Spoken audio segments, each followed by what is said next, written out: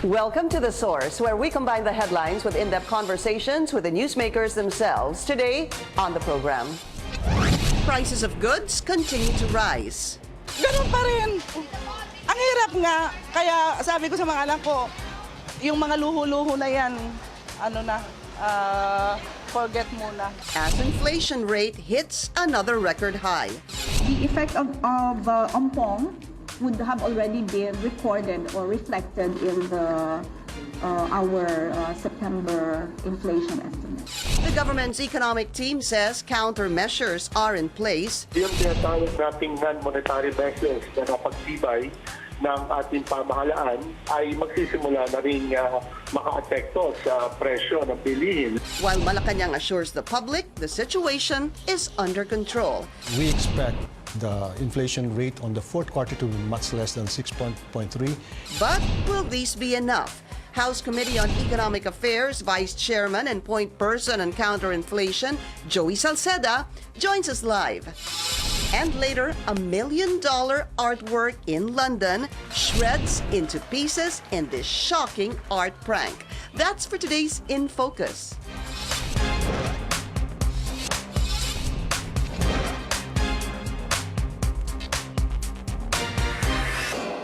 Thank you for joining us. I'm Pinky Webb. The country's economic managers assured the public that they are working double time to temper the rise in prices of commodities. Despite the 6.7% inflation in September, the economic team also notes that there are clear indications that the inflation rate has already reached its peak. Also, is there a need to suspend fuel excise taxes to ease the inflation situation? Let's go straight to the source of the story. House Committee on Economic Affairs Vice Chairman and Albay Representative Joey Salceda. Congressman, again, welcome to the show, sir. Okay. Always good to have you. Let me start with this, of course. It's a 9-year high. Yeah, sagutin ko kagad yung second question. Ay? Yun na lagay. Sige, go ahead, sir. Ano yan? Kasi Has it reached based its dun sa peak? No, kasi nandun po sa batas na pag 80 ka sa next 3 months, isususpend po yung next increase. Doon po sa Singapore, Dubai, Platts Index, yung deliveries for October 81 to 82, November, ganun din 81 to 82, so December deliveries. These are transacted volumes. So hindi pa umaabot? Hindi, lampas na tayo. Sorry, okay. So most likely, masususpend po yung second. All right. But I really want to look deeper into that, sir. I just want to I want to understand this better. If we have a 9-year high inflation that has hit 6.7% in September, that's a 0.3 percentage point increase from last month. Congressman, what does that mean to the consumers, to us? Ano ba ibig sabihin ng 0.3%? Masakit yun. Ang ibig sabihin, dadami, mahirap. Kasi meron tayo pong pag-aaral na pag ganong klase po, kasi basically food prices yun, ang pinanggalingan noong 6.7. Based ADB study, it will increase the number of poor people by 2.4%. A 0.3 increase? Yeah. No. Pag na-reach mo po yung, kasi 10% po. For every 10% increase in food prices.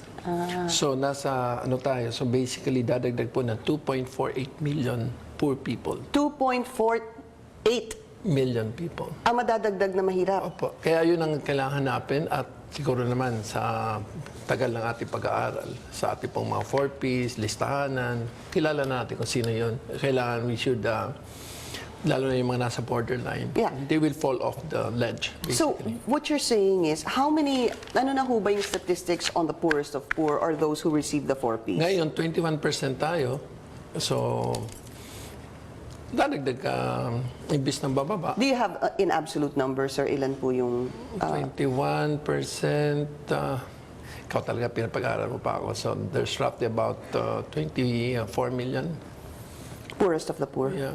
At madadagdagan po ito ng 2.48 million. So we're looking at what? Almost 27 million. Parang ma-wipe out yung lahat ng gains over the past 2 years. Okay, I want to put that on the screen. You were talking about food and non-beverage items, sir. These were the main drivers for the increase in inflation. Let's put that up on the screen. Sir, why was this the main driver for the increase? Kasi sir, from 8.5% in August 2018, that went up to 9.7% in 2018. So, you know, that's about a 1.2 increase. Yeah. Ang laki po nun. Sobrang laki yan. May mga masasaktan talaga yan. Which means more hunger also. So kailangan hindi lang agapan yung mahirap in terms of incomes, kundi talagang kailangan mo ng hunger mitigation measures. Two things Yes. that you mentioned. Hunger mitigation and income augmentation or income support. How can we do that? How can government do that, Marami sir? na tayong instrumento, katulad unconditional cash transfers ngayon. I've lined up so many measures actually. For example, dun sa atin pong, without assuming na you cannot do anything about prices, pero number one talaga yan, pag-release, i-target po ng NFA. Kasi wala pa naman yata dumarating eh. So, ang kanilang buffer stock talagang maanipis pa. So, I don't feel the presence still. Wala ng queue. Pero yung 27 pesos na regular milled rice nila, dapat talagang they should flood the markets with it, especially dyan sa mga, kung sabi ko nga, helicopter trap. Doon sa mga, alam naman natin na clusters of poor households. Very depressed areas. Then, yung feeding programs sa mga schools ng DSWD supplemental para po sa mga daycare workers. Yung DepEd. Kasi yung mga nasaktan, yung mga mahihirap, Bicol, number 1 kami. Tapos, basically, yung mga, kung sino pa mahirap, yun ang tinatama. Kasi nga, mas mataas ang konsumo nila ng pagkain kaysa iba. Because it shows in the chart that the food and non-beverage, ibig sabihin lahat ng pagkain, lahat ng pagkain at lahat ng hindi alcoholic beverage ang tumaas. So, ibig sabihin, yung kinakain talaga nila araw-araw. Yeah, yun ang masakit yun. Masakit yun. Tapos, yung DepEd din, meron din silang 120-day na yung kanila pong feeding program. Kailangan po din. Sa income support, dapat unahin mo yung small fishermen. Kasi tinamaan na nga po sila nung pagtaas ng langis. Kailangan bigyan po ng mga food for work programs. Tapos, may unconditional cash. Sabi ngayon, finally, nasa tray na a UCT can be used for to essentially augment the incomes of the not just yung mga highly affected, severely affected. Kasi yung severity ng poverty, yun ang kinakatakutan ko. sir, but let's talk about the unconditional. Pero kailangan pa bang nasaktan din si Presidente. Kasi Well, because bumaba of the yung latest survey. Yeah, I'm going to go to that later. But I want to talk about this, the unconditional cash transfer. We've spoken to a number of senators Yes. who actually supported Train 1. Opo. And there were promises, they say, even a congressman, I remember Congressman Kua, Senator Gatchalian, Senator Cheese, they were all saying that there were promises, for example, the unconditional cash transfer to millions of poorest of the poor. 6.5 lang na-release. Exactly, Out sir. of 10 million. Exactly, sir. Pero ang baba, 2.4. Yeah, pero ang ibig kong Kulang sabihin, yun. sir, kaya nga daw assumption nahihirapan ng tao is because they promised to roll out for 10 million people 2,400 pesos. Am I correct, Yes, sir? per year. At ang bigyan lang is halos 6 million. The point being, government did not fulfill some of the promises they made when the train was passed. Yan talaga, doble sakit yan. Kasi ito po yung mga yung di nabibigyan, yung non-4Ps. Yung dati nang hindi natin binibigyan. Kasi wala tayong, ang problema, baka makowa yung DSWD. Kasi yung 4Ps kasi ang dami kang basis, empirical basis for the distribution. So, Naka-record na yon. Yeah. kailangan niyang enumeration. Pero meron na tayo nung panahon ni Pinoy na paglista ng mga tinatawag natin mga sectoral listing on enumeration like small fishermen. Meron na tayong mga listahan ganun. Pero yung pampasada, dapat bigyan din yung mga small. Ang worry ko talaga is to really hit it kung sino po nasakta ng masyado. Your concern would be, obviously, sir, the poorest of the poor. Yes, That's tama what po. you're saying. So, if we have a number of 24 million right now, Yeah. let's add 2 million. Let's put that at 27 million. Hindi naman. 24, ano na yun, yung may add na yun. May add na to, si 24. Okay. 22 plus 2 na yan. All right, let's put it at 24 million, sir. You're saying that government should really... People, not families. Yes. Oh. Kasi kung yeah. So, individuals. Individuals. Okay. Yung 24 million, yun ho dapat ang pagtuunan ng pansin ng gobyerno. Opo. That's what you're saying. Yes. Okay. We need essentially mga measures para po talaga talaga pasiguraduhin that they don't fall below. Baka dumagdag lalo dun sa law. Hindi lang yun, yung severity ng poverty in the West 30%. Yun, mas worry pa rin talaga yun. But if you have a promise from the economic managers of this government that there were certain buffers or safeguards pagpasa po ng train at hindi po nagawa, how do you address something like that? Kung then, hindi po nila nagawa ngayon, dumami pa po yung mas mahirap ngayon because of inflation. Paano ho yun? Well, yun ang sabi ng speaker, don't work double time. Yeah. Mukhang nasa tama naman yung direction. Pero katulad ng EO nila, yung original EO, mas forceful yan. Yung pangalawang EO, hindi masyado po kasing forceful. Kaya pag doon sa mga items, pag tinignan mo, sa rice, may duda pa ako kung babalik yan sa dati. May mga bagay po na hindi na babalik sa dati. Tulad ng? Bigas. Kasi parang naka-built-in yung inefficiency. Tapos parang... Built-in yung inefficiency saan? Sa marami pa kasi, ahensya ng gobyerno, sir? At saka sa decision making. Kasi parang mayroong... Hindi sila maniwala na hindi kaya ng Pilipinas. Hindi natin pwedeng... We cannot feed our own people. That we cannot be self-sufficient? Yes. Naniniwala pa rin sila that we can be self-sufficient. Ako, estimate ko 2.4 million metric tons ang ating structural deficit. Dahil given na yan, climate change. Sabi nila, yung ompong 1.4 million metric tons kagad yun. Hindi naman natin pwedeng, we cannot repeal the law of climate change. Yeah. There's no such thing. Second, yung hindi na po nanganganak ang lupa. Pangatlo, tumatanda mga farmers. Ayaw na po nahirapan mag-shift sa mga new technologies at sana magpapataas ang kanilang... so, if you combine all these givens, it's what you do about them that essentially shapes the welfare of the country. So you're being quite realistic about it, sir, no? Wala naman lupa, hindi naman dumadami ang lupa. At yung mga farmers tumatanda. At syempre, may climate change. Yun po are the three factors that I guess can not be changed. Are given. Yeah, they are as if they are permanent, sir. So you said this, may ibang mga bagay na hindi na maibabalik sa dati. Okay, katulad ng yung presyo ng bigas. So yung NFA Kasi rice. parang dadaan pa tayo sa isang malaking debate. Kasi katulad niyan, ang na-stop nila pa niya yung smuggling ng bigas sa Southern Gateway. Dati, 1.2 million NFA. Yan ang ating formal. Tapos, meron pumapasok additional 1.2 through the Southern Gateway. Hindi available yung Southern Gateway. So, yun?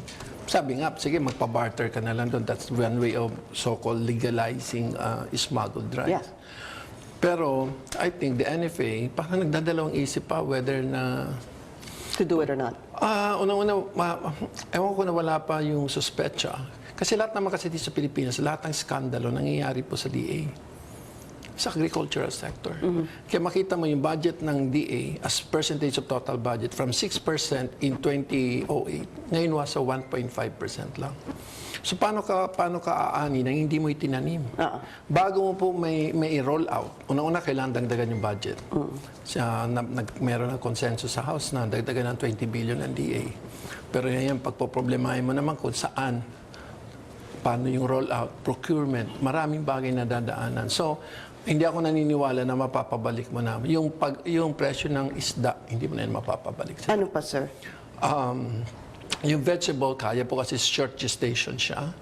Tapos marami pa tayong hindi nagagawa ng mga, kahit ba, yung mga gulayan sa paaralan, hindi ko man nakikita po kung walang epekto yung nangyari. Kasi hindi natin ina-honest to goodness. Kung yung ginawa lang nila, siguro hindi yan puputok ng ganun kataas. Sir, just to clarify before we go on a break, you're saying that how much is NFA rice? It's supposed to be at 27... 27 yung regular, 32 yung well-milled. Okay. You're saying, sir, para malinaw, hindi na po babalik ito sa 27 at 32? Yung sa NFA, hindi. Ibig sabihin sa yung average prices po ng bigas na available po. Kasi ang NFA is only 10% of the market. 90% still commercial. Yan yung po yung nasa 44. So you're saying, but can the public still enjoy NFA rice price at 27 pesos to 32? Yung utos nga ni Pangulo, nawala bigla sa AO kasi dati yung unang AO, nandun po yun na halos aabot ng 1 million metric tons yung pinapan. Nawala yung number. Ang ibig sabihin niya, ng 1 million metric tons ang rice. So ibig sabihin, there is still that there's policy hesitation with respect to what is the appropriate approach towards rice in the country. We'll be taking a short break. This is The Source on CNN Philippines. Still to come, with fuel costs poised to increase for the 9th week. Oh, God. Is it time to suspend fuel taxes on fuel? Do you know magkano na ang tinaas ng petroleum products since the start of the year? We'll tell you when we come back. Congressman Joey Salceda shares his thoughts after the break. You're watching The Source on CNN Philippines. Our guest today, House Economic Affairs Vice Chairman Joey Salceda. Sir, balikan ko yung kanin. Sabi mo, there are things na hindi na babalik sa dati nilang presyo. Hindi na. Okay. Kanin, rice, fish sabi niyo din? Top 2 yan. Yan. Kasi meron tayong structural, kasi overfish natin. You were paying for past sins, basically. Yan. So, karamihan ng fishing ground natin kailangan papahingahin para maka-regenerate po yung nature. But isn't that the reason why we're importing, sir? Yeah, precisely. Kasi parang meron din tayong sociocultural predisposition against imported fish. O diba, kung ano-ano kagad sinasabi na may mga formalin. Hindi ko naman nakikita Secretary Duque, dapat pumunta sa palengke, kumain siya ng imported fish para mapaniwala lahat ng tao. But when you hear situations like that, it doesn't obviously help the public. Imported fish, may formalin. Meron sanang bago. Meron sana pwedeng magawa, which is to allow commercial fishermen to fish in municipal waters. Pero wala yan eh. There is no constituency for that kind of move. And that's supposed to come from where, Congress? Is that a law? Yeah, it's a law. You need to create a law. I don't think that even I've talked to a lot of congressmen. They'd rather import fish rather than allow commercial fishermen to abuse the municipal waters at the expense of the small fishermen. Definitely, there is no constituency for that. That's not going to happen. And They will therefore, not get the support for this. At the same time, you have popular anti-foreign fish. In other words, kung nakadilata, okay lang sa kanila, like Morocco, Spanish sardines, okay lang sa kanila. Pero yung wet market, siguro kung mag-import tayo ng maraming dilata na canned fish. Pero, you're saying katanggap-tanggap ang imported canned fish, pero hindi katanggap-tanggap ang imported yung mahal, fish. pero yung murang fish. Kasi murang fish, 70 lang. Kung bibili mo from Vietnam or from our other, kasi well, mukhang mas malaya sila mag-fish sa West Philippine Sea. Sir, can you describe the current inflation we have right now? What is it? Is it a cause for concern? Is it a crisis? For you? For me, it is a national concern because it creates more poor people. It increases the severity of the poverty of the lowest 30%. Hindi mo na nga hindi lang sa dinadagdagan mo yung mahirap at gutom. Pangalawa, ang problema sa ganong klaseng inflation is that, alam mo ba dito sa Pilipinas, ang ating pong number of families na sufficient po in cereal is only 32%. Which is counterintuitive. And you can match that with the fact that we have 39% stunting rate. Okay. So, may mga intergenerational impact. That's why we're tayo pinakapandak sa Southeast ASEAN. Pangalawa, it essentially affects both our physical and intellectual capacity. Congressman, you said it's a national concern. So, Yes. who caused this? Alin? This peak of inflation, a 9-year high? Para sa akin kasi ngayon, It's not really to blame, but why? Bakit tayo umabot sa ganito? I think partly mismanagement. By whom? Basically, bakit hindi mo masolve yung NFA-NFAC conflict? Kasi yung talaga nagdadala ng tiyempo ngayon, bigas. Bigas. Tapos, siyempre, kung sa other Hindi ba countries, sineryoso na, do you feel that government did not take this problem seriously, at least with the NFA Council, sir? sinabi ko nga sa'yo, for 10 years, lahat ng skandalo kasi nangyayari sa agricultural sector. Yeah, okay. Kaya there is that, daw po ang mga economic managers magbigay ng pera, magbigay yung ba. Bago kita bigyan ng 1 million, patunayan mo muna sa inyong 250. Pero if you have, what are your thoughts on Secretary Piñol as the agricultural head, sir?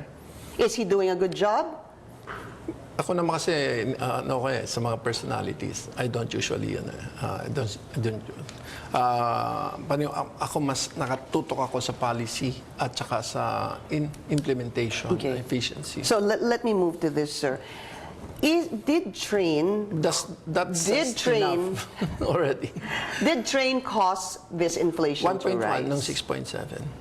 1.1. Kung walang train, sana siya, 5.6. Sir, pasensya na ho kayo, pero pag yung 1.1 na inakyat dahil sa train, Opo. gaano ho kasakit yun? Kasi they're all numbers, well, to someone like me. Tignan na lang natin, magkano po yung kinita natin sa train, lalo-lalo sa excise tax, 47 billion. So, sino nagbayad nun? Ang problema kasi, yung yung pang-offset nun, hindi na ipamigay nga, yung sinasabi mo yung UCT, at kulang naman talaga. Kasi hindi naman akalain na yung 47, magiging 82. Yung $47 Yeah. global oil prices. So, is, Pero at least is it government's fault? Alin po? Yun, dahil po hindi nila, because, you said mismanagement also, no? Because Well, hindi naman, sinabi ko mismanagement, basically po, dyan sa agricultural NFA sector. and Well, NFA definitely, the Council. agricultural sector needs a lot of reform. okay, let's talk about petroleum products then, sir. You said na pag yung Platts umabot po ng $80 per barrel ng 3 consecutive months. Yung average po. Umaverage ng Ang average Singapore Dubai Platts, mag-average po ng $80 or for the three consecutive months prior to the increase. Postponed po yun. So, umabot na ho tayo doon? Oo. Is it time to suspend it? Well, let's just allow the law to take its course. Sige, sir, let's clarify this because some are saying, tayo ba ay dapat, dalawa po do we roll back? Yung iba naman sinasabi, iba daw ang rollback, iba yung suspension of excise taxes. There's two. Can you explain this to us, Kasi sir? the law says na kasi yung next is 225. So yun ang masususpend. Yun dapat sa 2019. Opo, yun sa 2019. Yun pong epekto nun. In the meantime, what Yung you're... iba, gusto nila tanggalin lahat. Okay. Ang problema ko dyan, parang ipagdasal mo na lumampas ng 80 para lang makinabang tayo doon. Eh, doon sa 47 times, sa bawat $1, 40 cents ang nadadagdag dyan. So basically, pag kinumpute mo yung pag-akyat na $37 sa global price times 40 cents, tapos you're getting the 13 pesos plus the 225. So, So basically, mabuti pa ipagdasal ko, bumabayan ng 70, Yeah. mas lalo tayo makakaingat. There will be more relief if it's $70. but, so, what is your personal take on this? Yun ho bang ipinataw na excise tax this year because of the train law? Again, let's put this into context, no? Nag-akyat tayo this year, mag-aakyat ulit ng 2019 ng Opa. fuel excise. Second po yun at meron po ng 2020. Yung 2018 increase, sir, Opo. in fuel excise taxes, dapat ho bang tanggalin yon? That's my question to you. Ang point ko dyan, taasan mo na lang yung taasan mo na lang yung ibibigay sa sa mga mahihirap. Kasi ang binibigyan mo ng relief si Ayala. 54% ang lahat ng petroleum consumption is by the top 10%.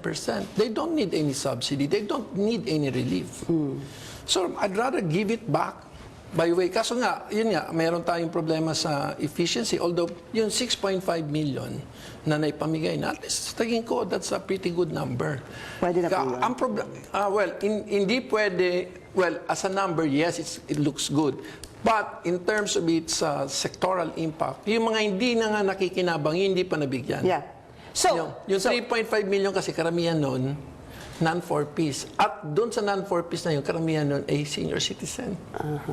So, para sa akin, masakit yun. Kaya kailangan talaga data-driven po yung... actually, I don't understand why you would say 6.5 is a good number when the promise is 10 million. 6.5 is just 60% of what was supposed to be 65%. rolled out. In other words, there's a 35%, sir, doon sa dapat tatanggap nitong subsidy nito na hindi nakuha.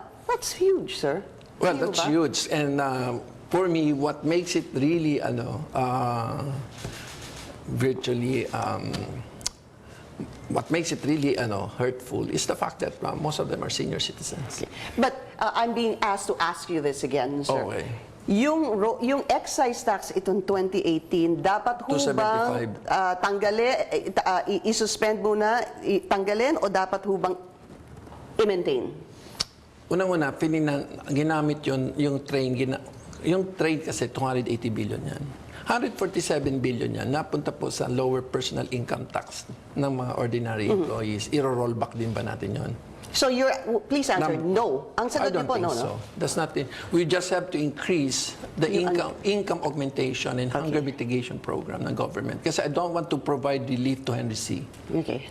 Because 54% of the ang lowest 50% accounts for only 24% When of we the really total simplify it, Congressman, it's really it's really prices of petroleum drive up prices, drive up food, transportation, transport groups, of hindi course. I mean, even if you give us, siguro po, masilaw kami sa number na 54%, it's really driven by so-and-so.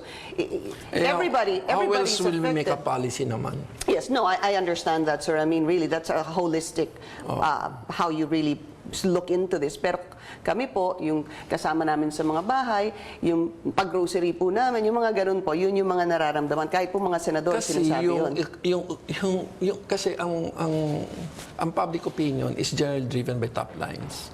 Pero yung occult benefits like the 47 million on the first quarter, 47 billion ang lower taxes ng mga ordinary employees. 47 billion yung mga dating So you're saying, yung mga let's call not center forget that. agents. Yung call center agents sa kumikita ng 21,000, dati nagbabayad ng 2.5 a month, ngayon zero. So wala na lang yun, wala sa kwenta yun. So ang point ko dyan, we make certain policies in relation to make our labor force more competitive. Yeah.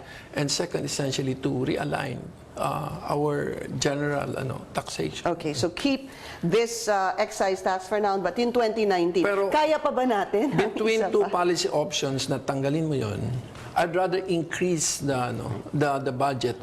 Kaya naman kasi i-augment. Kaya na i-augment Alright. ang conditional cash transfer. I-target mo yung small fishermen, senior citizens, yung mga nagpe-pension. All right, so we'll be taking another short break. This is The Source on CNN Philippines. Please stay tuned. So, Secretary Jokno saying this is the peak of inflation. Do you agree? Most likely. So, are we seeing better times? Kasi hindi na babalik sa dati eh. Nasaktan ka na eh. Yan ang sinasabi ko eh. Kung mayroong disloyal spouse syndrome. So it's going to be better though. Hindi na po tataas ng 6.7% ang inflation. Well, Nag-peak na yung siya. vegetable bababa, yung meat bababa kasi may domestic capacity tayo dyan. Yeah. Pero yung rice mahirapang bumaba, yung fish mukhang mahirapang bumaba. So pero yung gasoline will be the talk of the town again kasi Alright. nga dahil sa global oil prices are rising. Right, and I just need to put this in the Department of Energy website. It says that year to date, net increase of 10.40 per liter for gasoline for those of us, 10.70 liter for diesel, and 9.35 liter for kerosene. Yeah. This is in the Department of Energy website. Ang laki na po, yan po yung tinaas. Anyway, we've run out of time. I'm so sorry about that, sir. But thank you. Maraming salamat po sa inyo. Thank you, Congressman Joey Salceda. Thank you for joining us here on The Source. I'm Pinky Webb. You're watching CNN Philippines.